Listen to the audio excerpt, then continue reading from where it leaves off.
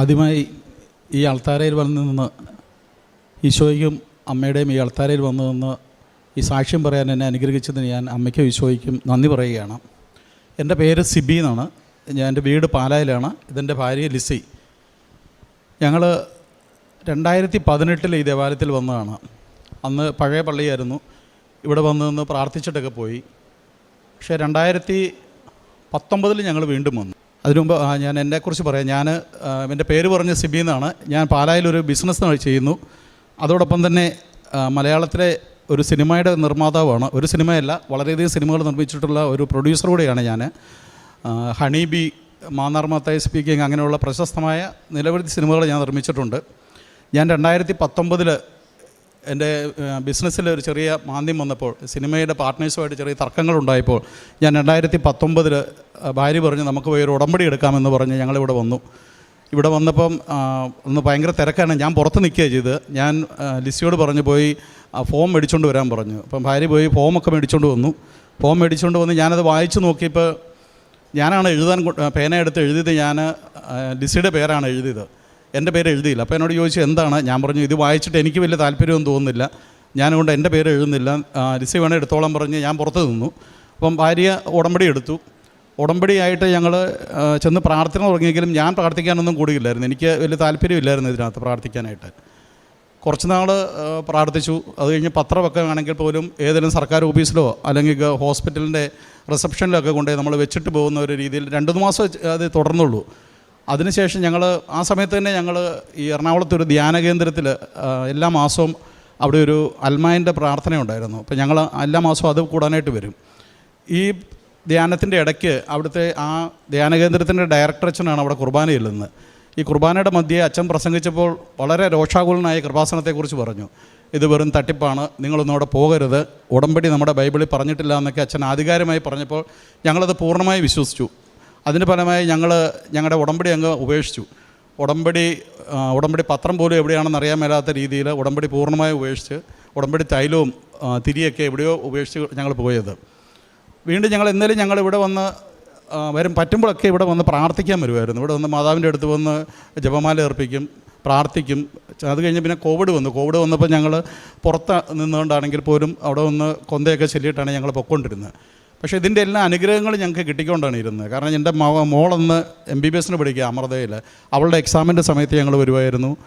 മോൻ അതുപോലെ ജർമ്മനിക്ക് പോകാൻ, അവനും അവൻ്റെ ഭാര്യയും കൂടെ പോകാനുള്ള, അവർ ഖത്തറിലായിരുന്നു. അവരവിടുന്ന് യൂറോപ്പിലേക്ക് ഒന്ന് ഷിഫ്റ്റ് ചെയ്യാനുള്ള കാര്യങ്ങളുമായിട്ട് പോയപ്പോൾ ഞങ്ങൾ പ്രാർത്ഥിക്കുന്ന ആ കാര്യങ്ങളെല്ലാം ഞങ്ങൾക്ക് സാധിച്ച് കിട്ടിക്കൊണ്ടിരുന്നു. പക്ഷേ ഞങ്ങൾ ഈ ഉടമ്പടി എടുത്തുകൊണ്ടാണ്, ഞങ്ങൾ ഉടമ്പടി പൂർത്തിയാക്കിയില്ലെങ്കിലും ഉടമ്പടി ഞങ്ങൾ വെച്ച കാര്യങ്ങളാണ് നടക്കുന്നതെന്നുള്ളത് ഞങ്ങൾ ചിന്തിക്കുന്നുമില്ല. ഉടമ്പടിയെ നമ്മൾ പൂർണ്ണമായി അങ്ങ് മറന്നുപോയ സാഹചര്യമായിരുന്നു ഉള്ളത്.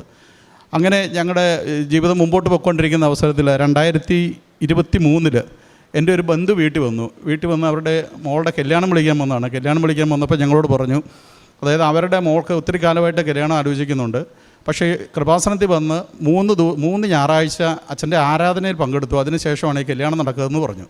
അപ്പോൾ ഞങ്ങൾ ഈ കൃപാസനത്തിൽ വരുന്നുണ്ടെങ്കിലും ഈ ആരാധന ഒന്നും ഞങ്ങൾ കൂടാറില്ലായിരുന്നു. കാരണം 2019 ഞാൻ നമ്മുടെ യൂട്യൂബിൽ സബ്സ്ക്രൈബ് ചെയ്തതാണ്. പക്ഷേ ഞാനൊരു സാക്ഷ്യം പോലും കേട്ടിട്ടില്ല, ആരാധനയും കൂടിയിട്ടില്ല. അപ്പോൾ ഞാൻ വൈഫിനോട് പറഞ്ഞു നമുക്കെന്നാല് കൃപാസനത്തിലൊന്ന് പോകാം. വീട്ടിൽ നിന്ന് ഇറങ്ങുമ്പോൾ ഞാൻ പറഞ്ഞു അവിടെ ചെന്നിട്ട് ഉടമ്പടി എടുക്കാൻ പറയരുത്, ഒരിക്കലും ഉടമ്പടി നമുക്ക് വേണ്ടെന്ന് പറഞ്ഞ് ഞങ്ങളിവിടെ വന്ന് ഞായറാഴ്ച വന്ന് അച്ഛൻ്റെ കുർബാനയും കൂടി ആരാധനയും കൂടി തിരിച്ച് വീട്ടിൽ ചെന്ന് ഞായറാഴ്ചയാണ്. തിങ്കളാഴ്ച രാവിലെ എൻ്റെ മകൻ്റെ ഭാര്യ ജർമ്മനിയിലാണ്. അവൾ അവിടെ PG കഴിഞ്ഞ് നിൽക്കുകയായിരുന്നു. അവൾക്ക് പിറ്റേ ദിവസം രാവിലെ അവൾക്ക് മെയിൽ വന്നു, അവിടുത്തെ BMW എന്ന് പറഞ്ഞ കമ്പനിയിൽ അവൾക്ക് ഇൻറ്റേൺഷിപ്പ് ശരിയായി എന്ന് പറഞ്ഞ്. അപ്പോൾ ഞാൻ പറഞ്ഞു എന്തോ ഉണ്ട് കേട്ടോ അവിടെ നമുക്ക് വീണ്ടും പോകാമെന്ന് പറഞ്ഞാൽ അടുത്ത ഞായറാഴ്ച ഞങ്ങളിവിടെ വരുമ്പോൾ ഞാൻ പറഞ്ഞു ഇത് 2ാമത്തെ പ്രാവശ്യമാണെങ്കിൽ നമ്മൾ ഉടമ്പടി എടുക്കരുത്, അച്ഛനെ കാണുന്ന കാര്യവും മിണ്ടരുത്, അതൊന്നും നമുക്ക് പറഞ്ഞിട്ടുള്ള കാര്യമല്ല എന്നുള്ള രീതിയിൽ തന്നെയാണ് ഞാനിവിടെ വന്നത്. 2ാമത്തെ ഞായറാഴ്ച ഞാനിവിടെ വന്ന് ആരാധന കൂടി ഞങ്ങൾ രണ്ടുപേരോട് തിരിച്ചു പോയി. വീട്ടിൽ ചെന്നു. തിങ്കളായി, ചൊവ്വാഴ്ചയായി. എനിക്ക് രാവിലെ ഏറ്റപ്പോൾ എൻ്റെ ചങ്കിനകത്ത് ഭയങ്കര വിഷമമാണ്. എൻ്റെ ഇവിടെ എന്തോ ശ്വാസം മുട്ടുന്ന പോലെ. ഞാൻ പറഞ്ഞു ഓർത്തു ഇനിയും വല്ല അറ്റാക്ക് ഉണ്ടാകാൻ പോകണം, അതുപോലൊരു വിഷമം ചങ്കിനകത്തിരുന്ന്. വീണ്ടും ഞാൻ കുറച്ച് നേരം അങ്ങനെ ഇരുന്ന് കഴിഞ്ഞപ്പം എൻ്റെ മനസ്സിൽ നിന്ന് ആരോ പറയുകയാണ് നീ പോയി ഉടമ്പടി എടുക്കുമെന്നും പറഞ്ഞ് എന്നെ പുഷ് ചെയ്തുകൊണ്ടിരിക്കുക. അപ്പം ഞാൻ വൈഫിനോട് പറഞ്ഞു ഇത് എനിക്ക് ഉടമ്പടി എടുക്കാതെ പറ്റുകയില്ല. അപ്പം പുള്ളിക്കാരത്തി പറഞ്ഞു ഞാനും പറയാൻ ആലോചിക്കുമായിരുന്നു നമുക്കൊന്ന് ഉടമ്പടി എടുക്കണമെന്ന് പറഞ്ഞു. പിറ്റേ ദിവസം രാവിലെ ഞാൻ തന്നെ അവിടുന്ന് ഇവിടെ വന്ന് ഇവിടെ ക്യൂ ഒക്കെ നിന്ന് ക്ലാസ്സൊക്കെ കൂടി കൃത്യമായ ഉടമ്പടി എടുത്തു. ഉടമ്പടി എടുത്ത് അന്ന് കിട്ടിയ കുറച്ച് പത്രമൊക്കെ മേടിച്ചുകൊണ്ടാണ് ഞങ്ങൾ ഇവിടുന്ന് പോകുന്നത്. ഞാൻ തന്നെ ഉള്ളൂ കേട്ടോ, ഭാര്യ വന്നിട്ടില്ലായിരുന്നു. ആ പത്രമൊക്കെ എനിക്ക് ഒരു ബിസിനസ്സുണ്ട്, പാലയിലൊരു ഷോപ്പുണ്ട്. അപ്പോൾ ഷോപ്പിൽ സാധനം മേടിക്കുന്നവരുടെ അവർ മേടിക്കുമ്പോൾ ആ കവറിനകത്ത് ഞാൻ കടയിലെ സ്റ്റാഫിനോട് പറഞ്ഞു, നിങ്ങൾ ഇതിനകത്ത് ഓരോ പത്രം ഇട്ട് കൊടുക്കുക. അപ്പോൾ അവർ കുറച്ച് പ്രാവശ്യം അങ്ങനെ ഇട്ട് കൊടുത്തപ്പം ചില ആൾക്കാർക്ക് ഈ പത്രം വീട്ടിൽ ചെല്ലുന്ന ഇഷ്ടപ്പെടുന്നില്ല. അപ്പോൾ അവർ വന്ന് ചോദിക്കും, നിങ്ങൾ എന്തിനും പത്രം ഇട്ടേന്ന് ചോദിക്കുന്നുണ്ട്. പിന്നെ ആ പരിപാടി നിർത്തി. പിറ്റേ മാസം ഞാൻ വന്ന് ഒരു 10-40 പത്രം മേടിച്ചു. 2 കെട്ട് പത്രം മേടിച്ചിട്ട് ഞാനത് ഒരു പോസ്റ്റിൽ അയക്കാൻ തുടങ്ങി. കാരണം ഒരു 5 രൂപയുടെ ഒരു കവറും മേടിക്കും, 10 രൂപയുടെ സ്റ്റാമ്പ് ഒട്ടിച്ച് 15 രൂപ ചിലവാണ്. എന്നാലും ഞാനിത് പോസ്റ്റിൽ അയക്കാൻ തുടങ്ങി. അപ്പോൾ പോസ്റ്റിൽ അയച്ചു കഴിഞ്ഞ് 1 മാസം കഴിഞ്ഞപ്പോൾ എനിക്ക് തോന്നി ഇത് ശരിയായ നടപടിയല്ല, നമ്മൾ ഈ പോസ്റ്റിൽ അയക്കുന്നത് നല്ലതല്ല എന്ന് എനിക്ക് തോന്നിയുകൊണ്ട് ഞാൻ ഇവിടെ ഓഫീസിൽ വിളിച്ചിട്ട് ചോദിച്ചു, ഞാൻ ഇങ്ങനെയാണ് പത്രം കൊടുക്കുന്നത്, അതിലെന്തെങ്കിലും കുഴപ്പമുണ്ടോ എന്ന് ചോദിച്ചു. അപ്പോൾ അവർ പറഞ്ഞു, അത് അത്ര നല്ലതല്ല, പോസ്റ്റിൽ അയക്കുന്ന ഒരു പ്രേക്ഷിത പ്രവർത്തനമാണ്, പക്ഷേ നമ്മളൊരു എളുപ്പവഴിയാണ് ചെയ്യുന്നതെന്ന് പറഞ്ഞു. ഓക്കെ, ഞാൻ അത് നിർത്തി വീണ്ടും ഞങ്ങളെ പത്രം ഞങ്ങൾ നേരിട്ട് വിതരണം ചെയ്യാൻ തുടങ്ങി. ആ പത്രം ഞങ്ങൾ കൊടുക്കുന്ന ഇന്നിപ്പം എനിക്ക് തോന്നുന്നു ഈ മാസം ഞാൻ മേടിച്ചും കൂടെ കൂട്ടി 3300 പത്രമാണ് ഞങ്ങൾ ഇതുവരെയും കൊടുത്തിരിക്കുന്നത്. അത് ഞങ്ങൾ 2 പേരും കൂടെ കോട്ടയം മെഡിക്കൽ കോളേജിൽ പോയി അവിടെ നേരിട്ട് കൊടുക്കുന്നത്, പോസ്റ്റിലേക്കോ ആരുടെ കയ്യിൽ കൊടുത്തു വിടുകയോ ചെയ്യുന്നില്ല. നേരിട്ട് പോയി നിന്ന് ഞങ്ങൾ ഈ പത്രം മുഴുവൻ അവിടെ വിതരണം ചെയ്യും. ചിലവരെ ഞങ്ങളെ ആക്ഷേപിക്കാറുണ്ട്. ഒരു ആൾക്കാരിരിക്കുന്ന റിസപ്ഷൻ്റെ അവിടെ നിന്ന് എന്നെ പരസ്യമായി ആക്ഷേപിച്ചു. ഞാൻ പത്രം കൊടുത്തപ്പോൾ ഒരു ചേട്ടത്തിനോട് ഏറ്റവും ചോദിച്ചു, അതായത് ഈ പത്രം മാത്രം മതിയല്ലോ എന്ന് ചോദിച്ചു, മെഡിക്കൽ കോളേജ് പോലും വേണ്ടല്ലോ, ഇത് വായിച്ചു കഴിഞ്ഞാൽ നിങ്ങളുടെ അസുഖം മാറുമെന്ന് പറയുന്നതെങ്കിൽ എന്താണെന്ന് ചോദിച്ചു എന്നെ ആക്ഷേപിച്ച് വിട്ടു. ഞാൻ മറുപടി ഒന്നും പറഞ്ഞില്ല. അതുപോലെ പല സ്ഥലത്തു നിന്ന് നമുക്ക് പല തിക്താനുഭവങ്ങളുണ്ടായെങ്കിലും ഞങ്ങൾ അതുമായിട്ട് മുമ്പോട്ട് പോയി. ഞങ്ങൾ രാവിലെ പോയി കഴിഞ്ഞാൽ എനിക്ക് തോന്നുന്നു ഒരു മണിക്കൂർ കൊണ്ട് ഞങ്ങളുടെ കയ്യിലിരിക്കുന്ന പത്രം തീർന്നു കഴിഞ്ഞാൽ ആരെങ്കിലും ഞങ്ങളോട് ചോദിക്കും, ഒരു പത്രം കൂടെ ഉണ്ടോ എന്ന് ചോദിച്ച് വരുന്ന ഒരു അത്രമാത്രം അനുഗ്രഹം എനിക്ക് കിട്ടിയിട്ടുണ്ട്. പിന്നീട് ഞാൻ എൻ്റെ ഉടമ്പടിയിൽ വെച്ച കാര്യങ്ങൾ അതൊന്നൊന്നായി എനിക്ക് സാധിച്ചു തന്നുകൊണ്ടിരിക്കുകയാണെന്ന് എനിക്ക് കാണാൻ സാധിച്ചു തുടർന്ന് അങ്ങോട്ട്. അതുപോലെ തന്നെ ഞാൻ ഉടമ്പടി എടുത്തുകൊണ്ട് ഇവിടുന്ന് പോകുമ്പോൾ ഞാൻ ഇവിടുന്ന് ഒരു ഫോട്ടോ മേടിച്ചുകൊണ്ട് പോയിരുന്നു. കാര്യം ആദ്യം ഉടമ്പടി എടുത്തപ്പോൾ ഞങ്ങൾ കുറച്ച് ഫോട്ടോസൊക്കെ വീട്ടിലുണ്ട്, വലിയ തിരിയൊക്കെ കത്തിച്ചാൽ. പക്ഷേ ആ അച്ഛൻ്റെ ധ്യാനം കൂടി കഴിഞ്ഞപ്പം ഞാൻ പറഞ്ഞല്ലോ, ഒരു ധ്യാന കേന്ദ്രത്തിൽ അച്ഛൻ മോശമായി പറഞ്ഞു, ഈ ഫോട്ടോ എല്ലാം ഉപേക്ഷിച്ചു. വീണ്ടും ഞാൻ ഇവിടെ നിന്ന് ഉടമ്പടി എടുത്ത സമയത്ത് ഞാൻ ഇവിടെ നിന്നൊരു വലിയൊരു ഫോട്ടോ മേടിച്ച് എൻ്റെ വീട്ടിൽ കൊണ്ടുവന്ന് വെച്ചു. അപ്പോൾ അന്ന് തന്നെ എൻ്റെ വീട്ടിൽ എൻ്റെ മോൻ്റെ കൊച്ചുണ്ട് വീട്ടിൽ, അവൻ ഞങ്ങളുടെ കൂടെ നിൽക്കുന്നത്, അവൻ്റെ പേരൻസ് ജർമ്മനിയിലാണ്. അപ്പോൾ മോൻ്റെ കൊച്ചിനോട് ഞാൻ പറഞ്ഞു, നീ പോയി ആ ഫോട്ടോയുടെ അടുത്ത് നിന്ന് പ്രാർത്ഥിച്ചിട്ട് വന്നേ, അപ്പാപ്പൻ്റെ കാര്യമൊക്കെ എല്ലാം ശരിയാകുമെന്നൊന്ന് ചോദിക്കാൻ പറഞ്ഞു. ഈ 3 വയസ്സുള്ള കൊച്ച് ഓടിപ്പോയി മാതാവിൻ്റെ ഫോട്ടോയുടെ മുമ്പിൽ നിന്ന് പ്രാർത്ഥിച്ചിട്ട് അവനോട് പോകുന്നത് കണ്ടു. ഞാൻ വേറെ മുറിയിലായിരുന്നു. അത് കഴിഞ്ഞ് ഓടി എൻ്റെ അടുത്ത് വന്ന് പറഞ്ഞു, മാതാവ് പറഞ്ഞെന്ന് പറഞ്ഞു, എല്ലാം ശരിയായി കിട്ടും, പക്ഷേ സ്നേഹമായിരിക്കണം, ഇഷ്ടമായിരിക്കണം, പക്ഷേ സ്നേഹമായിരിക്കണമെന്ന്. ഇങ്ങനൊരു വാക്ക് ഞങ്ങളുടെ വീട്ടിൽ ഞങ്ങൾ ആരും പറഞ്ഞിട്ടില്ല. ഈ കൊച്ചിന് ഇത് പറയേണ്ട ഒരു കാര്യമില്ലാത്തതാണ്. അപ്പോൾ ഞാൻ പിന്നെയും ചോദിച്ചു, നിന്നോട് ആരാ ഇത് പറഞ്ഞതെന്ന് ചോദിച്ചു. അപ്പോൾ പറയുന്ന മാതാവിന് ആ ഫോട്ടോയിലിരിക്കുന്ന ആൾ തന്നെ, മാതാവ് തന്നെ എന്നോട് പറഞ്ഞത് ഇഷ്ടമായിരിക്കണം, സ്നേഹമായിരിക്കണമെന്ന് പറഞ്ഞു എന്ന് പറഞ്ഞു. ഇങ്ങനൊരു അനുഭവം എനിക്ക് ഇതായിട്ടുണ്ടായിട്ടുണ്ട്. പിന്നെ എൻ്റെ കാര്യങ്ങൾ സാധിച്ചിരിക്കുന്നത്, അതായത് എൻ്റെ മലദ്വാരത്തിൻ്റെ അവിടെ ഒരു ചെറിയ ചൊറിച്ചിൽ അനുഭവപ്പെട്ടു. അപ്പോൾ ഞാൻ ഒരാഴ്ച കഴിഞ്ഞപ്പോൾ അത് വലിയ മുഴയായി മാറി. അപ്പോൾ ഞാനവിടെ ഞങ്ങളുടെ അടുത്തുള്ള പാലായിലടുത്ത് തന്നെ ഉള്ള മെഡിസിറ്റി എന്ന് പറഞ്ഞാൽ അവിടുത്തെ ഏറ്റവും വലിയ ഹോസ്പിറ്റലാണ്. അവിടെ പോയി ഞാൻ ഡോക്ടറെ കാണിച്ചപ്പോൾ ഡോക്ടർ പറഞ്ഞു, ഇത് സർജറി ചെയ്യേണ്ടി വരും, സർജറി ചെയ്ത് ഒരു ബയോപ്സിക്ക് അയച്ചിട്ട് നമുക്ക് എന്നാണെങ്കിൽ തീരുമാനിക്കാമെന്ന് പറഞ്ഞു. അപ്പോൾ ഞാൻ പറഞ്ഞു, ഡോക്ടറെ കുറച്ച് ദിവസത്തേക്ക് മരുന്നും എല്ലാം തന്നിട്ട് നമുക്ക് കുറയുമെന്ന് നോക്കിയാലോ. അങ്ങനെ ഡോക്ടർ മരുന്ന് തന്നു. ഞാൻ ഈ മരുന്ന് പോയി ഒരു 8 ദിവസം ഞാൻ ഈ മരുന്ന് ഉപയോഗിച്ച് നോക്കി, ഗുളികയും കഴിച്ചു, ഓയിൻമെൻറ്റും ഒക്കെ ഉണ്ടായിരുന്നു. പക്ഷേ യാതൊരു വ്യത്യാസവും ഉണ്ടായില്ല. അപ്പം ഞാൻ വൈഫിനോട് പറഞ്ഞു, നമ്മളേതൊക്കെയാലും ഈ സാക്ഷ്യം കേൾക്കുന്നതിനകത്തൊക്കെ എല്ലാവരും പറയുന്നുണ്ടല്ലോ, ഇവിടെ കൃപാസനത്തിൻ്റെ തൈലം തേച്ചൊക്കെ അസുഖങ്ങൾ മാറുന്നതായിട്ട് പറയുന്നുണ്ട്. അപ്പോൾ നമ്മളിത് കേട്ടേച്ച് നമ്മൾ പിന്നെ ഗുളിക കഴിക്കുന്നത് ശരിയല്ല എന്ന് പറഞ്ഞു. അപ്പോൾ പുള്ളിക്കാരത്തി പറഞ്ഞു, അതെല്ലാം മരുന്നും കഴിച്ച് ഈ തൈലവും കൂടെ ഉപയോഗിക്കാമെന്ന് പറഞ്ഞു. ഞാൻ പറഞ്ഞു, അത് വേണ്ട, ഏതായാലും ഒന്ന് ചെയ്താൽ മതി, രോഗം മാറുമോ ഇല്ലയോ എന്നറിയാമല്ലോ. മാതാവിനെ ഒരു പരീക്ഷിക്കുന്ന ഒരു രീതി തന്നെയാണ് ഞാൻ ചെയ്തത്. ഞാൻ ആ ഉടമ്പടി തൈലം ഒരു 8 ദിവസം ഈ മുഴയെ പുരട്ടി. 9-ാം ദിവസം ഞാൻ നോക്കിയപ്പോൾ ആ മുഴ ഇവിടെ ഉള്ളതായിട്ട് പോലും എനിക്ക് കാണാൻ സാധിച്ചിട്ടില്ല. പിന്നെ ഇന്ന് വരെ അങ്ങനെ ഒരു അസുഖം എനിക്കുണ്ടായിട്ടില്ല. അത് ആണ് ഒന്നാമത്തെ ഒരു കാര്യം. ഞാനിത് സാക്ഷ്യത്തിൽ വെച്ചിരുന്നതല്ല, എൻ്റെ നിയോഗത്തിൽ വെച്ചിരുന്നതല്ല, അല്ലാതെ തന്നെ എനിക്ക് സാധിച്ചു കിട്ടിയ കാര്യങ്ങളാണ്. പിന്നീടുള്ള എൻ്റെ മോന്, അവന് ജർമ്മനിയിലെ ഒരു പ്രശ്നമെന്ന് പറഞ്ഞാൽ അവിടെ വീട് കിട്ടാനായിട്ട് ഭയങ്കര ബുദ്ധിമുട്ടാണ്. ഒരു വീടൊക്കെ നോക്കാൻ ചെല്ലുമ്പോൾ 100-400 പേരാണ് ഒരു വീടിന് വേണ്ടി അവിടെ നിൽക്കുന്നത്. അതിനകത്തുനിന്ന് ഒരു വീട് കിട്ടുന്നില്ല. അവൻ മാസങ്ങളോളം കിടന്ന് കഷ്ടപ്പെടുകയായിരുന്നു. അപ്പോൾ ഞാൻ എൻ്റെ 2ാമത്തെ ഉടമ്പടി നിയോഗത്തിൽ ഞാൻ വെച്ചു, ഈ വീടിൻ്റെ കാര്യം വെച്ചു. ആ നിയോഗം ഞാൻ വെച്ച് കഴിഞ്ഞൊരു 5-6 ദിവസത്തിനകം അവന് അതുവരെയും കണ്ടതിൽ ഏറ്റവും നല്ലൊരു വീട് അവനവിടെ ലഭിച്ചു. 3ാമത്തെ നിയോഗമായിട്ടുള്ളത്, എൻ്റെ മോള് ജർമ്മനി ഡോക്ടറാണ്. അവളിവിടെ അമൃതയിൽ പഠിച്ചിട്ട് ജർമ്മനിക്ക് പോയതാണ്. ജർമ്മനി ഡോക്ടറായിട്ട് അവിടെ പോയി ആദ്യത്തെ എക്സാം എഴുതി അവൾ പാസ്സായി. 2ാമത് ജർമ്മനി നമ്മൾ ട്രീറ്റ്മെൻറ്റ് ചെയ്യണമെങ്കിൽ അവിടെ ഒരു അപ്രബേഷൻ എന്ന് പറഞ്ഞ ഒരു എക്സാമുണ്ട്. ആ എക്സാം എഴുതിയാലേ പാസ്സാകാൻ പറ്റുള്ളൂ. അത് 2 രീതിയിൽ നമുക്ക് ജർമ്മനിയിൽ ചെയ്യാൻ പറ്റും. കാരണം അമൃതയെ പഠിച്ചുകൊണ്ട്, അമൃത ഡീംഡ് യൂണിവേഴ്സിറ്റിയാണ്. ഈ ഡീംഡ് യൂണിവേഴ്സിറ്റി ഉള്ളവർക്ക് അവിടെ ഇതേ കരിക്കുലം തന്നെ അവിടെ കൊടുത്തു കഴിഞ്ഞാൽ അവിടെ എക്സാം ഇല്ലാതെ അവർക്ക് കിട്ടും. അപ്പോൾ ഞാനതിൻ്റെ ഉടമ്പടി നിയോഗത്തിൽ വെച്ചു. അവളുടെ ഇവിടുത്തെ കരിക്കുലം എല്ലാം ജർമ്മനിയിൽ മെഡിക്കൽ കൗൺസിലിൽ അയച്ചു കൊടുത്തു. അവരത് അക്സെപ്റ്റ് ചെയ്തു. ഈ കരിക്കുലം അതുമായിട്ട് മാച്ച് ചെയ്യുന്നുണ്ട്. അതുകൊണ്ട് അവൾക്ക് എക്സാം ഇല്ലാതെ ജർമ്മനിയിൽ എവിടെയും ചികിത്സിക്കാൻ പറ്റുന്ന രീതിയിലുള്ള ആ ലൈസൻസ് എൻ്റെ മോൾക്ക് കൊടുത്തു. പിന്നീട് എൻ്റെ മകൻ്റെ ഭാര്യയ്ക്ക് ഇൻറ്റേൺഷിപ്പ് കിട്ടി, തീസിസ് കിട്ടുന്നില്ലായിരുന്നു. അത് ഞാൻ ഉടമ്പടി നിയോഗം വെച്ചു. നിയോഗം വെച്ചപ്പം ജർമ്മനിയിൽ തന്നെ വലിയൊരു കമ്പനിയിൽ അവൾക്ക് തീസിസ് കിട്ടി. എൻ്റെ സഹോദരിയുടെ മകന് ലണ്ടനിൽ UN വർക്ക് ചെയ്യുകയാണ്. അപ്പോൾ അവന് കുറച്ചുകൂടെ മെച്ചപ്പെട്ട ഒരു ജോലി വേണമെന്ന് അവിടുന്ന് പറഞ്ഞു. അവൻ പറഞ്ഞു. അപ്പോൾ ഞാനതിവിടെ നിയോഗം വെച്ചു. അവന് UN കഴിഞ്ഞും വലിയ മെച്ചപ്പെട്ട ഒരു ജോലി അവന് ലഭിച്ചു. ഇതാണ്. പിന്നീട് എൻ്റെ മോന് അവന് വർക്ക് ചെയ്യുന്ന കമ്പനിയിൽ അവന് ജോലി സ്ഥിരപ്പെട്ട് കിട്ടണമെന്നൊരു നിയോഗം ഉണ്ടായിരുന്നു. അതെനിക്ക് സാധിച്ചു തന്നു. അതുപോലെ തന്നെ വലിയൊരു അത്ഭുതമായിട്ട് എനിക്കുള്ളത്, എൻ്റെ മോള് ഞാൻ പറഞ്ഞു ജർമ്മനി ഡോക്ടറാണെന്ന് പറഞ്ഞു. അവൾക്ക് അവളുടെ വിസ പുതുക്കുന്ന സമയമായി. വിസ പുതുക്കാനായിട്ട് അവൾ എംബസിയിൽ അപ്ലൈ ചെയ്ത് കഴിഞ്ഞപ്പോൾ ജർമ്മനിയിലെ PR കിട്ടാൻ ഭയങ്കര ബുദ്ധിമുട്ടായി. ഇവൾ അവിടെ ചെന്നിട്ട് 3 വർഷമായുള്ളൂ. അപ്പോൾ എംബസിയിൽ നിന്ന് ഇവൾ വിസ പുതുക്കാൻ ആപ്ലിക്കേഷൻ കൊടുത്തു കഴിഞ്ഞ് പിറ്റേ ദിവസം ഇവളെ എംബസിയിൽ നിന്ന് ഇങ്ങോട്ട് വിളിച്ച് പറയുകയാണ്, നിനക്ക് വിസ അല്ല തരുന്നത്, നിനക്ക് തരുന്നത് PR തരാൻ പോകാമെന്ന് പറഞ്ഞു. അങ്ങനെ അവൾക്ക് ഈ 29-ാം തീയതി PR കിട്ടും. അത് എൻ്റെ മോള് ഓൺലൈനിൽ ഉടമ്പടി എടുത്ത് പ്രാർത്ഥിക്കുന്നുണ്ട്.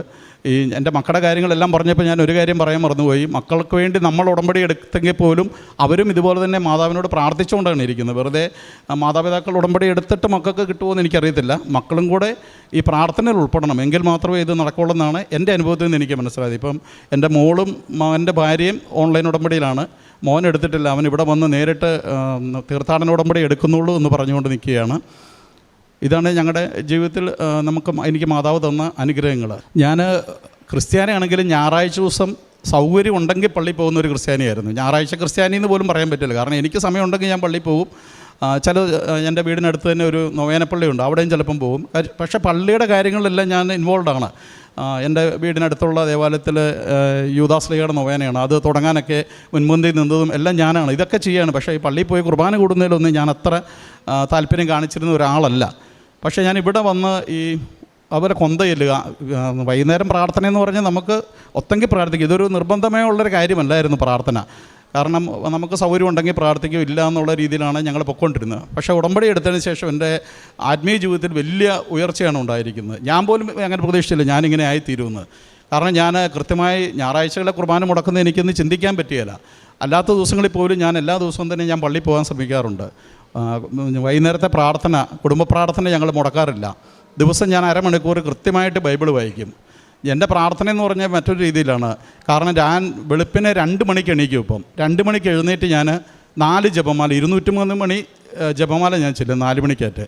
അതിനുശേഷം ഒരു കരണക്കൊന്ത ചെല്ലും. വീണ്ടും ഞാൻ പ്രത്യക്ഷീകരണ പ്രാർത്ഥന ഒരു 3:15 ആകുന്ന സമയത്ത് ഞാൻ പ്രത്യക്ഷീകരണ പ്രാർത്ഥന ചെല്ലും. കുറച്ച് നേരം കിടന്നു കഴിഞ്ഞ് ഞാൻ 6:15 അടുത്ത് കുർബാനയ്ക്ക് പോകും. ഇതേ രീതിയിലുള്ള പ്രാർത്ഥനയിലേക്ക് ഞാൻ വന്നു. ഒരു കൊന്തയെല്ലാം മടിച്ചിരുന്ന് ഞാൻ വെളുപ്പിനെ 2 മണിക്ക് ഉറക്കളച്ചേറ്റിരുന്ന കൊന്തയെല്ലാം മാത്രം എനിക്ക് ആത്മീയമായ വലിയ ഉയർച്ച എനിക്കുണ്ടായി. അത് വലിയൊരു അനുഗ്രഹമാണ് മാതാവ് എനിക്ക് തന്നത്. കാരണം പള്ളിയിലൊന്നും പോകാതെ കുർബാന സ്വീകരിക്കാമെന്നൊക്കെ പറഞ്ഞാൽ എനിക്കിപ്പോൾ കുർബാന സ്വീകരിക്കാതെ പറ്റുകയില്ല. 2 ആഴ്ച കൂടുമ്പോൾ ഞാൻ നിർബന്ധമായിട്ടും കുമ്പസാരിച്ചിരിക്കും. അത് വലിയൊരു അനുഗ്രഹം എനിക്ക് മാതാവ് ഇടും തന്നതാണ്. പിന്നീട് ഞാൻ കാരുണ്യപ്രവർത്തികൾ ഞങ്ങൾ ചെയ്യുന്നത്, ഞങ്ങൾ ആദ്യം ചെയ്തുകൊണ്ടിരുന്നത് കോട്ടയം മെഡിക്കൽ കോളേജിലെ ക്യാൻസർ വാർഡുകളിലേക്ക് പോകും. അവിടെ കീമോ ചെയ്ത പേഷ്യൻസ് ഉണ്ട്. അവർക്ക് കൊണ്ടുപോയി ബിസ്ക്കറ്റ്, റസ്ക് ഇങ്ങനെയുള്ള സാധനങ്ങളൊക്കെ ഞങ്ങൾ മേടിച്ച് കൊടുത്തുകൊണ്ടിരുന്നു. കുറച്ചു കാലം അത് ചെയ്തു. അത് കഴിഞ്ഞപ്പോൾ അവിടുന്ന് മെഡിക്കൽ കോളേജിലൊക്കെ നിയമമുണ്ട്, നമ്മളൊരു ഭക്ഷണ സാധനം മെഡിക്കൽ കോളേജിനുള്ളിൽ കൊടുക്കണമെങ്കിൽ അവിടുത്തെ സൂപ്രണ്ടിൻ്റെ പെർമിഷൻ വേണം. അപ്പോൾ നമ്മൾ ഈ സാധനമായിട്ട് സൂപ്രണ്ടിൻ്റെ അടുത്ത് പോകണം, അവരുടെ പെർമിഷൻ വേണം. അങ്ങനെയുള്ള കാര്യങ്ങൾ വന്നുകൊണ്ട് ഞങ്ങൾ അത് നിർത്തിയിട്ട് ഞങ്ങളുടെ അടുത്തുള്ള പാലാ ഗവൺമെൻറ് ഹോസ്പിറ്റലിൽ ഞങ്ങൾ ചോറ് പൊതികൾ കൊണ്ടുപോയി കൊടുക്കാൻ തുടങ്ങി. അവിടെ 1-2 പ്രാവശ്യം കൊടുത്തു കഴിഞ്ഞപ്പോൾ അവിടെ നിന്നും പറഞ്ഞു സൂപ്രണ്ടിൻ്റെ പെർമിഷൻ വേണമെന്ന് പറഞ്ഞു. അപ്പോൾ ഞാൻ സൂപ്രണ്ടിനെ പോയി കണ്ടു. സൂപ്രണ്ടിനെ കണ്ടു കഴിയുമ്പോൾ എൻ്റെ മോളുടെ പ്രായമുള്ളൊരു പെൺകുട്ടിയായിരുന്നു സൂപ്രണ്ടായിട്ടുള്ളത്. എന്നോട് പറഞ്ഞു, ചേട്ടാ ഇവിടെ ഒത്തിരി ആൾക്കാർ ചോറ് കൊണ്ടുപോയി കൊടുക്കുന്നുണ്ട്, ഇവരിത് മുഴുവൻ മേടിച്ചിട്ട് വേസ്റ്റ് ആക്കുക. കാര്യം ചേട്ടൻ ചെയ്യുന്ന ഒരു നല്ല കാര്യമാണ്, പക്ഷേ നമുക്ക് അതിൻ്റെ പ്രയോജനം ചേട്ടനും കിട്ടുന്നില്ല, ഈ ആശുപത്രിയിൽ ആർക്കും കിട്ടുന്നില്ലെന്ന് പറഞ്ഞു. വെറുതെ വേസ്റ്റ് ഞങ്ങൾ വാരി കളയാമെന്ന് പറഞ്ഞു. അപ്പോൾ ഞാൻ അത് നിർത്തിയതിന് ശേഷം ഞങ്ങൾ ചോറും പൊതിയായിട്ട് വൈഫ് കേട്ടോ, ഞാൻ പോയില്ല, വൈഫ് പാലായക്കൂടെയൊക്കെ നടന്നു നോക്കി. ഒരു 10-20 പൊതിയൊന്നും ആർക്കെങ്കിലും കൊടുക്കാൻ നോക്കിയിട്ട് ഞങ്ങളുടെ നാട്ടിൽ ആൾക്കാർക്ക് വേണ്ടാഞ്ഞിട്ടാണെന്ന് തോന്നുന്നു, ഒരു മനുഷ്യൻ ഈ പൊതി മേടിക്കുകയില്ല. പിന്നെ ഞങ്ങൾ അവിടെയുള്ള അനാഥാലയങ്ങളിലേക്ക് ഞങ്ങൾ ഇങ്ങനെ ഭക്ഷണ സാധനങ്ങളൊക്കെ കൊണ്ടുപോയി കൊടുക്കുന്ന രീതി തുടങ്ങി. പക്ഷേ ഇതൊന്നും നമുക്ക് തൃപ്തി എനിക്കുണ്ടാകുന്നില്ലായിരുന്നു. അതിനുശേഷം എൻ്റെ വീടിനടുത്ത് ഒരു മാനസികാരോഗ്യ കേന്ദ്രമുണ്ട്. ഒരു 600ഓളം മാനസിക രോഗികളെ സൗജന്യമായി നോക്കുന്ന മരീ സദനം എന്ന് പറഞ്ഞ ഒരു ഇതുണ്ട്. അതിനകത്തെ സന്തോഷം എന്ന് പറയുന്നത് എൻ്റെ കൂടെ പഠിച്ചതാണ്. പക്ഷേ എനിക്ക് അവിടെ പോകാൻ ഇതുവരെയും തോന്നിയിട്ടില്ലായിരുന്നു. ഞാനവിടെ പോയിട്ടുണ്ട്. അത് തുടങ്ങിയ കാലം തൊട്ടേ ഞാൻ അതോട് സഹകരിച്ച് നിൽക്കുന്ന. ഞാനവിടെ പോകുന്നത് ഞാൻ പാലായിലെ രാഷ്ട്രീയ സാമൂഹ്യ രംഗങ്ങളൊക്കെ ഉള്ള ആളാണ്. അതുകൊണ്ട് എന്നെ അവിടെ പല മീറ്റിങ്ങുകളിലൊക്കെ പ്രസംഗിക്കാനൊക്കെ ആയിട്ട് വിളിച്ചിട്ടുണ്ട്. പക്ഷേ എനിക്ക് അവിടെ എന്തോ എനിക്ക് ഒരു ദിവസം രാവിലെ ഞാൻ ഏറ്റവും സന്തോഷിനെ വിളിച്ച് ചോദിച്ചു, സന്തോഷേ, ഞാനത് ചോദിക്കാൻ കാര്യം ഞാൻ അച്ഛൻ്റെ ധ്യാനവും കാരുണ്യ പ്രവർത്തികളും ഒക്കെ നമ്മൾ ഇതിന് പലരുടെയും സാക്ഷ്യങ്ങളിലൂടെ കേൾക്കുമ്പോൾ എനിക്ക് മനസ്സിലായി എൻ്റെ പ്രാർത്ഥനയിൽ ഇനിയും കുറവുള്ള കാര്യം ഇതാണ്. ഞാൻ കാരുണ്യ പ്രവൃത്തി ഒന്നും ചെയ്യുന്നില്ല. അച്ഛനോട് പല ധ്യാനത്തിലും അച്ഛൻ പറയുന്നതാണ്. ധ്യാനമൊക്കെ ഞാൻ കൃത്യമായിട്ട് ചൊവ്വാഴ്ച അല്ലെങ്കിൽ ബുധനാഴ്ച ധ്യാനം കൂടും, സാക്ഷ്യങ്ങൾ കേൾക്കും. അപ്പോൾ എനിക്ക് മനസ്സിലായി എൻ്റെ കാരുണ്യ പ്രവൃത്തി ഇതല്ല, ഞാൻ ഈ പൈസ കൊടുക്കുന്നതല്ല. ഇതുകൂടാതെ ഞാൻ ഗവൺമെൻറ് ഹോസ്പിറ്റലിൽ ചോറ് കൊടുക്കുന്നവർക്ക് എല്ലാ മാസവും പൈസ കൊടുക്കും. അതേപോലെ തന്നെ ഒരു അനാഥാലയത്തിൽ കൊണ്ടുപോയി പൈസ കൊടുക്കും. ഈ പറയുന്ന മരീസദനത്തിൽ എല്ലാ മാസം പൈസ കൊടുക്കും. പക്ഷേ ഞാൻ എൻ്റെ കൈ കൊണ്ടൊന്നും ചെയ്യുന്നില്ല. നമ്മൾ ഈ പണം കൊടുത്ത് നേടാവുന്ന രീതിയിലാണ് ഞാൻ ഇരുന്നത്. പക്ഷേ എനിക്കത് മനസ്സിലായി. ഒരു ദിവസം രാവിലെ ഞാൻ ഈ സന്തോഷിനെ മരീസദനത്തിൻ്റെ ഡയറക്ടറെ വിളിച്ചിട്ട് പറഞ്ഞു, സന്തോഷേ, എനിക്ക് അവിടെ വന്ന് എന്തെങ്കിലും രീതിയിലുള്ള ഒരു കാരുണ്യ പ്രവർത്തികൾ ചെയ്യാനുള്ള സൗകര്യം ഉണ്ടോ എന്ന് ചോദിച്ചു. സന്തോഷ് പറഞ്ഞു, എന്നെ എടാന്ന് വിളിക്കുന്നത്, എടാ നീ ഇങ്ങോട്ട് പോരെ. ഞാനവിടെ ചെന്നപ്പം പറഞ്ഞു, അവിടെ ഉച്ചയ്ക്ക് ഭക്ഷണം കൊടുക്കുന്നുണ്ട്, ഇത്ര ആൾക്കാർക്ക് ഭക്ഷണം കൊടുക്കണം. ഞാനിവിടെ ഭക്ഷണം കൊടുക്കാൻ അതിനകത്ത് അവരെ സഹായിക്കാൻ തുടങ്ങി. അത് ഞാൻ തുടർന്ന് എനിക്കത് നിർത്താൻ മേലാത്ത സാഹചര്യമായി. ഞാനിപ്പോൾ എല്ലാ ദിവസവും ഈ മരീസദനത്തിൽ പോയി ഈ മാനസിക രോഗികൾക്ക് ഞാൻ ഭക്ഷണം വിളമ്പി കൊടുക്കും, അവരുടെ ടേബിൾ ക്ലീൻ ചെയ്യും, അവിടുത്തെ നിലമടിച്ചു വാരും. എൻ്റെ വൈഫിനറിയാം, ഞാൻ എൻ്റെ വീട്ടിൽ ഭക്ഷണം കഴിച്ചിട്ട് ഞാൻ പോവുള്ളൂ. ഞാൻ ആ പ്ലേറ്റ് പോലും എടുത്ത് വെക്കാത്ത ആളാണ്. ഞാൻ ഈ മരീസദനത്തിൽ പോയി ഇത് ചെയ്യാനായിട്ട് എനിക്കത് ചെയ്യുമ്പോൾ എൻ്റെ മനസ്സിൽ തോന്നുന്നത് ഞാൻ ചെയ്യുന്ന ഈശോയ്ക്ക് ചെയ്യുന്നു എന്നുള്ള രീതിയിൽ ഞാനത് ചെയ്യാൻ തുടങ്ങിയപ്പം ഇപ്പോൾ ഇന്ന് മാത്രമേ ഞാൻ പോകത്തുള്ളൂ. ഇന്നലെ വരെ ഞാൻ അവിടെ പോയിട്ട് വരികയാണ്. പിന്നെ അവിടെ തന്നെ മാനസിക രോഗികളുടെ ഒരു 50ഓളം കുട്ടികളുണ്ട്. അവിടെ ഇവരുടെ കുഞ്ഞുങ്ങളുണ്ടായി അവരെ അവിടെ നിർത്തി പഠിപ്പിക്കുകയും കാര്യങ്ങളും ചെയ്യുന്നതാണ്. അവർക്ക് ഞാൻ എല്ലാ ആഴ്ചയിലും ഞാനൊരു ദിവസം അവർക്ക് ഭക്ഷണം മേടിച്ച് കൊടുക്കും. എൻ്റെ സഹോദരി വിദേശത്തുണ്ട്, അവളോട് പറഞ്ഞിട്ട് അവളോട് ഞങ്ങൾ ആഴ്ചയിൽ ഇപ്പോൾ 2 ദിവസം ഞങ്ങൾ അവർക്ക് എന്തെങ്കിലും ഭക്ഷണ സാധനങ്ങൾ മേടിച്ച് കൊടുക്കുന്ന രീതിയിൽ ഞങ്ങളുടെ കാരുണ്യ പ്രവർത്തനങ്ങൾ മുമ്പോട്ട് പോകുന്നു. അതുപോലെ തന്നെ 2 കാര്യം കൂടെ പറയാനുണ്ട്. ഞാൻ കഴിഞ്ഞ ആഴ്ച ഇവിടെ വന്ന് കഴിഞ്ഞ മാസം പത്രം മേടിക്കാൻ ഞാനിവിടെ വന്ന് ജപമാല അർപ്പിച്ചുകൊണ്ടിരിക്കുക. ഞാനിവിടെ എപ്പോൾ വന്നാലും ഞാൻ 203 മണി ജപമാല ഞാനിവിടെ ചെല്ലും, സമ്പൂർണ്ണ ജപമാല ചൊല്ലിയിട്ടേ പോവുള്ളൂ. ഞാൻ 1ാമത്തെ ജപമാല ചൊല്ലി പകുതിയായി കഴിഞ്ഞപ്പോൾ എനിക്ക് ഭയങ്കര സുഗന്ധാഭിഷേകം വരാൻ തുടങ്ങി. അന്ന് ഞാൻ വീട്ടിൽ നിന്ന് പോരുമ്പോൾ ഞാൻ ഭാര്യയോട് പറഞ്ഞു, നമ്മൾ ഇതുവരെ ഇത്രയും എല്ലാം ചെയ്ത് കഴിഞ്ഞിട്ട് ഈ മാതാവ് നമുക്കൊരു അടയാളം തരുന്നില്ലല്ലോ എന്ന് പറഞ്ഞിട്ടാണ് ഞാൻ വീട്ടിൽ പോകുന്നത്. ഇവിടെ കയറിയപ്പോൾ ഞാൻ ആ മാതാവിൻ്റെ ഫോട്ടോയിൽ നോക്കി, എൻ്റെ മാതാവ് എന്നെ കാണിക്കുന്നത് ഞാൻ 1 വർഷമായി ഇവിടെ വരാൻ തുടങ്ങിയിട്ട് ഇതുവരെ ഒരു സുഗന്ധം ഒന്നും എനിക്ക് കിട്ടിയിട്ടില്ല എന്നും പറഞ്ഞ് ഞാനിവിടെ ഒന്ന് ജപമാല ചൊല്ലി. 1ാമത്തെ ജപമാല കഴിഞ്ഞപ്പം തൊട്ട് എനിക്ക് മുല്ലപ്പൂവിൻ്റെ ഭയങ്കര സുഗന്ധമാണ് ഇങ്ങനെ വന്നുകൊണ്ടിരിക്കുന്നത്. അപ്പം ഞാൻ 4 ജപമാല കഴിഞ്ഞപ്പം ഭാര്യ ഇരുന്ന് അപ്പുറത്തെ സൈഡിലാണ്. ഞാൻ വിളിച്ചിട്ട് പറഞ്ഞു, ഇവിടെ വന്ന് നോക്കി എനിക്ക് മണം വരുന്നുണ്ടെന്ന് പറഞ്ഞു. അപ്പോൾ പുള്ളിക്കാരത്തി വന്നിരുന്നിട്ട് പുള്ളിക്കാരത്തി ഓർത്ത് ഈ ബാത്റൂമിലെ ലോഷൻ്റെ വല്ല മണമായിരിക്കും. അപ്പോൾ എന്നോട് ഇനി പറഞ്ഞ് എൻ്റെ മനസ്സിനെ ഇടിക്കേണ്ടെന്ന് ഓർത്ത് എന്നോട് പറഞ്ഞില്ല. എന്നിട്ട് പുള്ളിക്കാരത്തി ബാത്റൂമിൽ പോയി നോക്കി, അവിടെ സ്മെല്ലുണ്ടോ എന്ന് ചോദിച്ചു. അതില്ല. അത് കഴിഞ്ഞ് ഇവിടെ വന്ന് അടുത്തിരിക്കുന്നവരോട് ചോദിച്ചു, നിങ്ങൾക്ക് ആർക്കെങ്കിലും സ്മെല്ല് അനുഭവപ്പെടുന്നുണ്ടോ എന്ന് ചോദിച്ചു. അപ്പോൾ അവർ പറഞ്ഞു, ഞങ്ങൾക്കൊന്നും ഇല്ലെന്ന് പറഞ്ഞു. അപ്പോൾ പുള്ളിക്കാരത്തേക്ക് മനസ്സിലായത് മാതാവ് നമ്മുടെ മുമ്പിൽ നമ്മുടെ ഒരു അടയാളം കാണിച്ചു തന്നതാണ്. അത് ഞങ്ങൾ ആ പത്രം മേടിക്കാൻ അവിടെ പോയി നിൽക്കുന്നതോടും വരെ ഞങ്ങളുടെ കൂടെ ആ സ്മെല്ലുണ്ടായിരുന്നു. പത്രമൊക്കെ മേടിക്കുന്നത് നമ്മൾ വേറെ സംസ്ഥാനത്തിലേക്ക് പോയപ്പം അത് മാറിപ്പോയി. അതുപോലെ തന്നെ ജോസഫ് അച്ഛനെ ഒരു ദിവസം ഞാൻ സ്വപ്നം കണ്ടു, ഒരു ദിവസം ഭാര്യയും സ്വപ്നം കണ്ടു. ഞാൻ സ്വപ്നം കണ്ടത് അച്ഛനൊരു വലിയ തിരക്കിനകത്ത് നിൽക്കുമ്പോൾ അച്ഛനുള്ള സ്വതവേ ഉള്ള ആ ഗൗരവ സ്വഭാവത്തിൽ തന്നെ എന്നെ ഇങ്ങനെ കൈകാട്ടി വിളിക്കുകയാണ്. എന്നെ അടുത്തേക്ക് വിളിച്ചിട്ട് എന്നാന്ന് ചോദിച്ചു. ഞാൻ പറഞ്ഞു, എൻ്റെ അച്ഛൻ ഇവിടെ വന്നിട്ട് നമ്മുടെ കാര്യം നടന്നില്ലല്ലോ എന്നുള്ള ഇങ്ങനെ വിഷമത്തോടെ പറയുമ്പം അച്ഛൻ എൻ്റെ ഇരുന്ന പേപ്പറെല്ലാം മേടിച്ചിട്ട് എന്നോട് പറഞ്ഞു, ഇപ്പോൾ പ്രാർത്ഥിക്കുന്ന രീതിയിൽ തന്നെ പ്രാർത്ഥന തുടർന്നാൽ മതി, എല്ലാം മാതാവ് നടത്തിത്തരും എന്ന് പറഞ്ഞ് എന്നെ അനുഗ്രഹിച്ചു വിട്ടു. പിന്നീട് ഞാൻ ഒരു കാര്യം പറയാൻ പറഞ്ഞത്, നമ്മുടെ അഖണ്ഡ ജപമാലയ്ക്ക് ഞങ്ങൾ ആ റാലി പങ്കെടുക്കാനായിട്ട് ഞങ്ങൾ 1 മാസം ഞങ്ങൾ നോയമ്പെടുത്താണ് ഇവിടെ പങ്കെടുത്തത്. അതുപോലെ തന്നെ പാലാ ടൗണിൻ്റെ വിവിധ ഭാഗങ്ങളിൽ ഞാൻ വലിയ ഫ്ലെക്സ് ബോർഡുകൾ വെച്ചു, ഈ അഖണ്ഡ ജപമാല റാലി ഇവിടെ ഉണ്ടെന്നുള്ള രീതിയിൽ. അതിൻ്റെ ഫലമായിട്ടാണെന്ന് എനിക്കറിയത്തില്ല. ഞാൻ KSRTC ഡിപ്പോയിൽ അന്വേഷിച്ചപ്പം 10 ബസ് ഇവിടുന്ന് ബുക്ക് ചെയ്തിട്ടുണ്ടായിരുന്നു. അഖണ്ഡ ജപമാല റാലി പാലായിൽ പങ്കെടുക്കാനായിട്ട് ആൾക്കാർ വന്നിട്ടുണ്ടായിരുന്നു അവർ പറഞ്ഞു. പിന്നെ ഞാൻ ഈ നോയമ്പെടുക്കുന്നതാണിപ്പോൾ ഞാൻ പറഞ്ഞല്ലോ, ഒരു വിശ്വാസി അല്ലാതിരുന്ന് ഞാൻ നോയമ്പെടുക്കുന്നതിലൊന്നും ഞാൻ പള്ളി പോകലാത്തവനാണ്. പിന്നെ നോയമ്പെടുക്കുന്നത് പറയേണ്ടതാണല്ലോ. കാരണം അന്നേരമെല്ലാം നമ്മൾ ഓരോ ബൈബിൾ വാക്യങ്ങൾ നമ്മൾ കോട്ട് ചെയ്യുകയാണ്. കാരണം നമ്മുടെ ഉള്ളിലേക്ക് പോകുന്നതിന് നോയമ്പില്ല, ഉള്ളിൽ നിന്ന് അത് വിസർജ്യ വസ്തുവായിട്ട് പോകും. നമ്മുടെ ഉള്ളിൽ നിന്ന് പുറത്തേക്ക് വരുന്നതിന് നോയമ്പ് മതി എന്നുള്ള ആ വിശ്വാസത്തിലൊക്കെ പോകുന്നവരത്തിന് ആ ബൈബിൾ വാക്യമാണ് നമ്മൾ ഈ നോയമ്പിൻ്റെ കാര്യം പറയുമ്പോൾ നമ്മൾ അങ്ങോട്ട് പറയുന്ന കാര്യം ഇതായിരുന്നു. പക്ഷേ ഇന്ന് ഞാൻ ഈ നോയമ്പ് തുടങ്ങിയപ്പം തൊട്ട് ഇതുവരെ ഞാൻ ഒരു നേരം മാത്രമേ ഞാൻ ഭക്ഷണം കഴിക്കുള്ളൂ. വൈകുന്നേരം ഒരു 4 മണിക്ക് മാത്രം ഭക്ഷണം കഴിച്ചുകൊണ്ട് ഞാൻ നോയമ്പെടുക്കുകയാണ്. എന്നിട്ട് ആ 2 നേരത്തെ ഭക്ഷണത്തിൻ്റെ പൈസ ഞാൻ അവിടെ സൂക്ഷിച്ച് വെച്ചിരിക്കുകയാണ്. ഈ പറഞ്ഞ മരീസനത്തിൻ്റെ ഡയറക്ടറോട് പറഞ്ഞു, ദുഃഖ ശനിയാഴ്ച വന്ന് ഈ പൈസ എടുത്തുകൊണ്ട് പോയി അവർക്ക് എന്തെങ്കിലും മേടിച്ചു കൊടുക്കണമെന്ന് പറഞ്ഞു. അപ്പോൾ അത്രമാത്രം ആധ്യാത്മികമായിട്ട് എനിക്ക് വലിയ ഉയർച്ച ഇവിടെ ഉണ്ടായി. അതെല്ലാം മാതാവിൻ്റെ അനുഗ്രഹം കൊണ്ടാണ്. പിന്നെ കൃപാസനത്തിനെ ഇപ്പം ഞാൻ ഈ സാക്ഷ്യം പറയുമ്പോൾ തന്നെ പലരും വിമർശിച്ചുകൊണ്ട് പറയുമായിരിക്കും. പക്ഷേ അവരെല്ലാം മനസ്സിലാക്കേണ്ടത്, ഇതുപോലെ വിമർശിച്ചുകൊണ്ടിരുന്ന ഒരാളാണ് ഞാനും. വിമർശിച്ച് വേറെ യൂട്യൂബിലും ഫേസ്ബുക്കിലും ഒന്നും ഇടുകയില്ല. എൻ്റെ ഉള്ളിലുണ്ടായൊരു വിമർശനമായിരുന്നു. അതെല്ലാം മാറി എനിക്ക് മാതാവിൽ പൂർണ്ണ വിശ്വാസമാണ്, ഈശോയിൽ പൂർണ്ണ വിശ്വാസമാണ്. എനിക്ക് ഈ അനുഗ്രഹങ്ങൾ തന്ന മാതാവിനും ഈശോയ്ക്ക് ഞാൻ ഒത്തിരി നന്ദി പറഞ്ഞുകൊണ്ട്, ഈ കൃപാസനം ഇവിടെ ഉള്ളതുകൊണ്ടാണ് ഇന്ന് എനിക്ക് ഇവിടെ വരുവാനും ഇങ്ങനെ നിൽക്കുവാനും ഒക്കെ സാധിച്ച്. അതിനെ കൃപാസനത്തിൻ്റെ ഇതിൻ്റെ ഡയറക്ടർ അച്ഛനോടും മറ്റുള്ളവരോടും എല്ലാം നന്ദി പറഞ്ഞുകൊണ്ട് ഞാൻ നിർത്തുന്നു. നന്ദി. ഒരു ഉടമ്പടിയിലെ ജീവിതം എങ്ങനെയാണ് ക്രമീകരിച്ചത്?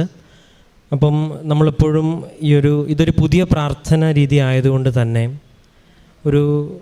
സ്വാഭാവികമായിട്ടും ഇതിന് പണ്ട് തുടക്കകാലത്തോട്ട് ഇപ്പോഴും വിമർശനങ്ങൾ അധികമായി ഇപ്പോഴും ലഭിച്ചുകൊണ്ടിരിക്കുന്നു. ഇപ്പോഴും അത് തുടർന്നുകൊണ്ട് തന്നെ ഇരിക്കുന്നതാണ്. അതിലൊരു പക്ഷേ സഭയുടെ അകത്തു നിന്നും പുറത്തു നിന്നുമുള്ളത്. പക്ഷേ അതിൽ അത്ഭുതപ്പെടാനൊന്നുമില്ല. കാരണം ഇവിടെ നടക്കുന്നത് നമ്മൾ ആദ്യം പെട്ടെന്ന് നോക്കുമ്പോൾ തോന്നും ഇത് കാര്യങ്ങൾ നടക്കുവാനായിട്ടുള്ളൊരു പ്രാർത്ഥന രീതിയാണെന്ന്. പക്ഷേ നിങ്ങളിവിടെ പറഞ്ഞിട്ടുള്ള സാക്ഷ്യങ്ങൾ, ഇപ്പോൾ ഈ ഒരു സാക്ഷ്യമൊന്നുമല്ല, പറഞ്ഞുള്ള സാക്ഷ്യങ്ങളെല്ലാം വിലയിരുത്തുമ്പോൾ നിങ്ങൾക്ക് മനസ്സിലാവും. ഏറ്റവും അവസാനം ചിലപ്പോൾ ഒരു ചുരുങ്ങിയ വാക്കുകളിൽ പറയും, ചിലപ്പോൾ അത് നീർത്ത ഒരുപാട് വാക്കുകളിൽ പറയും. ഒരു വ്യക്തി തൻ്റെ ജീവിതത്തെ മുഴുവനായിട്ടും ദൈവത്തിങ്കിലേക്ക് സമർപ്പിക്കുന്നൊരു വലിയൊരു അത്ഭുതമാണ് ഇവിടെ നടക്കുന്നത്. അതിൻ്റെ താഴെയാണ് ഈ ബാക്കി പറയുന്ന ജോലിയും മറ്റ് കാര്യങ്ങളും എല്ലാം. ഈ ഒരു സാക്ഷ്യത്തിലും അത് വ്യക്തമായിട്ട് ഒരു വ്യക്തി ഇതുവരെ ഉണ്ടായിരുന്ന, ഇപ്പോൾ നമ്മളുടെ എല്ലാവരുടെയും ഇപ്പോൾ ഒരു ക്രിസ്തീയ പശ്ചാത്തലത്തിൽ ചിന്തിക്കുമ്പം വിശുദ്ധ ബലി മുടക്കരുതെന്നും കുമ്പസാരം മുടക്കരുതെന്നും കുടുംബ പ്രാർത്ഥന മുടക്കരുതെന്നും നമുക്ക് പറഞ്ഞ് അല്ലെ കേട്ട് അല്ലെങ്കിൽ മാതാപിതാക്കൾ ശീലിപ്പിച്ചിട്ടുള്ളൊരു ശീലത്തിനേക്കാളപ്പുറം ഇവിടെ എല്ലാം പോയിട്ടും ചെയ്തിട്ടും നമുക്കങ്ങനെ പ്രത്യേകിച്ചൊന്നും കിട്ടിയതായിട്ടൊന്നും വലിയ ഒരു ബോധ്യം നമുക്കില്ല. നമ്മളിങ്ങനെ ശീലമായതുകൊണ്ട് ചെയ്യും, ശീലമില്ലാത്തവർ ചെയ്യത്തില്ല, അല്ലെങ്കിൽ കുറച്ചൊക്കെ കഴിയുമ്പം ഒരു ചെറുപ്പമൊക്കെ ആകുമ്പോൾ നിൽക്കും. പക്ഷേ ഉടമ്പടി എന്ന് പറയുന്ന ഒരു പ്രാർത്ഥന ഒരു വ്യക്തിയെ, ഒരു ക്രിസ്തീയ പശ്ചാത്തലത്തിലുള്ളൊരു വ്യക്തിയെ ഇത് പ്രാർത്ഥിച്ചു കഴിഞ്ഞാൽ നിനക്ക് ശക്തി ലഭിക്കും എന്നുള്ളൊരു ബോധ്യത്തിലേക്ക് എത്തിക്കാം. അതെങ്ങനെയാണെന്ന് ചോദിച്ചാൽ, നമുക്കെപ്പോഴും ഈ പ്രാർത്ഥനയും പ്രവൃത്തിയും തമ്മിൽ 2 വലിയ ഗ്യാപ്പ് ഉണ്ടാവും എപ്പോഴും. ഞായറാഴ്ച പള്ളിയിൽ പോകും, തിങ്കൾ തൊട്ട് വെള്ളിയാഴ്ച വരെ നമുക്ക് ഇഷ്ടമുള്ളതുപോലെ ജീവിക്കാം. അങ്ങനെ ഒരു ജീവിതം ദൈവം ആഗ്രഹിക്കണില്ല. അവിടെയാണ് ഈ ഉടമ്പടിയിലെ ഒരു പ്രാക്ടിക്കൽ ആപ്ലിക്കേഷൻ വരുന്നത്. അതെങ്ങനെയാണെന്ന് ചോദിച്ചാൽ, രാവിലെ 5:30, ഇപ്പോൾ ഇദ്ദേഹം 2 മണിയെന്ന് പറയുമ്പോഴും 5:30 തൊട്ട് ഒരു വ്യക്തി ആദ്യം ദൈവമേന്ന് വിളിച്ചാണ് തുടങ്ങുന്നത്. അത് തന്നെ കൃപയുടെ ആരംഭവും. ദ ഫസ്റ്റ് തിങ് ആദ്യം ചെയ്യണത് പോലും ദൈവത്തിൽ ആശ്രയിച്ച. പിന്നീട് ഓരോ ആരാധനയും, അത് ഇവിടെ വ്യൂവേഴ്സ് കൂടുന്നതുകൊണ്ട് ഇവിടെ അതിനുള്ള സമ്പാദ്യം ഒന്നും കിട്ടണില്ല. പക്ഷേ ഓരോ ആരാധന ഒരാൾ പ്രാർത്ഥനയോടെ കൂടുന്നു. ആഴ്ചയിൽ ഒരിക്കലെങ്കിലും ഇതുപോലെ, ഇപ്പോൾ ഈ ഒരു സാക്ഷ്യത്തിൽ പറയണത് പോലെ, ഇപ്പം അവസാനം പറഞ്ഞല്ലോ, ഇങ്ങനൊരു സ്ഥലം അടുത്തുണ്ടായിട്ടും ഇതിനെക്കുറിച്ചൊരു ബോധ്യം കിട്ടണത് ഉടമ്പടിയിൽ ഇങ്ങനെ അന്വേഷിക്കുമ്പോഴാണ്. ഇത് ചെയ്തിട്ട് അതിൻ്റെ ആവശ്യമില്ലല്ലോ, എനിക്ക് എന്താ ഇനി ചെയ്യാൻ പറ്റുക എന്ന് ചിന്തിക്കുന്നിടത്താണ് അങ്ങനൊരു ഓപ്ഷൻ വരുന്നു. അവിടെ പോകുന്നു. അവിടെ ചെല്ലുമ്പോൾ പൈസയല്ല കൊടുക്കേണ്ടത്, കുറച്ചും കൂടെ കാര്യങ്ങൾ ചെയ്യണം. അപ്പോൾ ഒരാൾ വ്യക്തിപരമായിട്ട് ഇതുപോലെ എളിമപ്പെടാനോ അല്ലെങ്കിൽ നന്മകൾ ചെയ്യാനും ഒക്കെ ചെയ്തു തുടങ്ങുമ്പം ദൈവം സത്യസന്ധനായതുകൊണ്ട് ഈ യാത്രയെ ദൈവം ആശീർവദിക്കും. അതുകൊണ്ടാണ് ഈ യോഹന്നാൻ ശിഷ്യന്മാരെ വിട്ട് ചോദിക്കുന്നുണ്ട്, കർത്താവെ നീയാണോ വരാനിരിക്കുന്നവൻ എന്ന് ചോദിക്കുന്നുണ്ട്. അപ്പോൾ കർത്താവ് പറയും, ഇവിടെ നടക്കുന്ന കാര്യങ്ങളൊക്കെ നീ ചെന്ന് യോഹന്നാനോട് പറയാനാണ് പറയണത്. അപ്പോൾ ഇവിടെ നടക്കുന്നത് കാര്യങ്ങൾ നിങ്ങൾ സാക്ഷ്യത്തിൻ്റെ അവസാനം നോക്കണം. നിങ്ങൾ തുടക്കത്തിലെല്ലാം അവർക്ക് ലഭിച്ച ഭൗതിക കാര്യങ്ങളല്ല, അവസാനം പറയാനുണ്ട് എന്തെന്നില്ലാത്തൊരു ആത്മീയമായിട്ടൊരു വളർച്ച. ഇപ്പോൾ ഒരാൾ ഇവിടെ പറയണുണ്ടല്ലോ, ഇപ്പോൾ ഞായറാഴ്ച പള്ളിയിൽ പോകണമെന്നൊരു സ്വാഭാവികമായൊരു നിയമമുണ്ട്. പക്ഷെ അതൊരു ബോധ്യത്തിലേക്ക് വരണമെങ്കിൽ അനുഭവം വേണം. നമ്മൾ മനുഷ്യരായതുകൊണ്ടേ നമുക്കൊരു അനുഭവം വേണം. അതിനുള്ള അനുഭവം ഇപ്പോൾ ആദ്യമേ പറഞ്ഞു. അപ്പോൾ അത് സയൻസിനും ശാസ്ത്രത്തിനും യുക്തിക്കും അപ്പുറമുള്ളൊരു ദൈവാനുഭവം ഒരാൾക്ക് ലഭിക്കുമ്പോൾ മാത്രമേ ഇതിൽ ഈ ഒരു ദൈവവിശ്വാസത്തിലേക്കൊരു വ്യക്തി കടന്നു. ഇത് കർത്താവിന് അറിയാവുന്നതുകൊണ്ടാണ്. നിങ്ങൾ സുവിശേഷം വായിക്കുമ്പോൾ നോക്കിയാൽ മതി, കർത്താവ് ആദ്യം വന്നിട്ട് ഉടൻ തന്നെ നിത്യജീവനെക്കുറിച്ച് പ്രസംഗിച്ചിട്ടില്ല. ആദ്യം വന്നിട്ട് കർത്താവ് ചെയ്യണത് അത്ഭുതങ്ങളും അടയാളങ്ങളും ചെയ്ത് ജനങ്ങൾ ആദ്യം കൂടുന്നതിന് ശേഷമാണ് കർത്താവ് പറയണത് അനശ്വരമായതുകൊണ്ട് നിത്യമായതുകൊണ്ട് സ്വർഗരാജ്യമുണ്ട്. ഇത് ദൈവത്തിൻ്റെയും ഒരു മെത്തഡോളജി. അപ്പോൾ ഇവിടെ ഉടമ്പടിയിൽ ഇതുപോലെ എല്ലാ ഫീൽഡിൽ നിന്നുള്ളവരും അനുഭവങ്ങൾ പങ്കുവയ്ക്കുന്നുണ്ടെങ്കിൽ അത് ദൈവം കൂടെ നിൽക്കുന്നത് കൊണ്ടാണ്. ഒരു പക്ഷേ ഇനിയും ഒരുപാട് പേര് അതിൻ്റെ ഒരു ബോധ്യത്തിലേക്ക് കടന്നു വരേണ്ടതുണ്ട്. ഒരുപാട് പേര് സാക്ഷ്യങ്ങളിലൂടെ തന്നെയാണ് ബോധ്യപ്പെടുന്നത്. ഇപ്പോൾ തന്നെ നമുക്ക് 10,000-ത്തിലധികം ജാതിമത ഭേദമന്യേ സാക്ഷ്യങ്ങൾ ലഭിക്കുന്നു. അത് ദൈവം കൂടെ നിൽക്കുന്നത് കൊണ്ട് തന്നെയാണ്. അപ്പോൾ ഒരു വ്യക്തിക്കുണ്ടാകുന്ന മാനസാന്തരവും മാറ്റവുമാണ് ഏറ്റവും പ്രധാനപ്പെട്ടത്. ബാക്കിയുള്ളത് കുട്ടികളുടെയും മക്കളുടെയും എല്ലാം പറഞ്ഞത്. ഇതിൽ വേറൊരു ബോധ്യം പറഞ്ഞത്, മക്കൾക്ക് വേണ്ടി ഉടമ്പടി എടുക്കുമ്പോൾ അവരും കൂടി ഇതിൽ കോൺട്രിബ്യൂട്ട് ചെയ്യണമെന്നുള്ളൊരു ബോധ്യവുമുണ്ട്. ആ മക്കളും അവിടെ വിദേശത്തായിരുന്നാൽ അത് ചെയ്യുന്നുണ്ട്. അപ്പോൾ ഇങ്ങനെ ഒരു വ്യക്തി കംപ്ലീറ്റ് ആയിട്ടൊരു യൂ ടേൺ ഉടമ്പടിയിൽ എടുക്കുന്നുണ്ട്. അത് ദൈവത്തിൻ്റെ നാമത്തിലാണ് എടുക്കുന്നത്. ദൈവത്തിൻ്റെ നാമത്തിലെടുക്കുന്ന വഴികളെ ദൈവം ആശീർവദിക്കും. ആ ആശീർവാദത്തിൻ്റെ ഭാഗമാണ് ഈ പറഞ്ഞതെല്ലാം. ഇനി ഉടമ്പടി മുന്നോട്ട് പോകുമ്പം ഇനി ഒരുപാട് ദൈവാനുഭവങ്ങൾ ഉണ്ടാകട്ടെ എന്നും, പരിശുദ്ധ അമ്മ ഇനിയും ഒരുപാട് അനുഭവങ്ങൾ കൊണ്ട് ഒരുപാട് പേരെ ഈ ഒരു ദൈവസ്നേഹത്തിലേക്കും മറ്റുള്ളവരെ സഹായിക്കണമെന്നുള്ള വലിയ മനോഭാവത്തിലേക്കും ദൈവത്തിന് വേണ്ടി ഇറങ്ങിത്തിരിക്കണമെന്നുള്ളൊരു ബോധ്യത്തിലേക്കും ലഭിക്കുവാൻ ഇടവരുത്തട്ടെ എന്ന് പ്രാർത്ഥിക്കുന്നു. നമുക്ക് കരങ്ങളടിച്ച് പരിശുദ്ധ അമ്മയ്ക്ക് തിരുക്കുമാരന് നന്ദി പറയാം. അത്യപൂർവ ദൈവാനുഭവങ്ങൾ ഇനി നിങ്ങൾക്കും സ്വന്തം. ഈ യൂട്യൂബ് ചാനൽ ഇതുവരെ സബ്സ്ക്രൈബ് ചെയ്തിട്ടില്ലെങ്കിൽ ഇപ്പോൾ തന്നെ സബ്സ്ക്രൈബ് ചെയ്യുക. ഈ വീഡിയോ ഇപ്പോൾ തന്നെ നിങ്ങളുടെ സുഹൃത്തുക്കൾക്ക് ഷെയർ ചെയ്തുകൊണ്ട് കർത്താവിൻ്റെ പ്രേക്ഷിതരാകുക.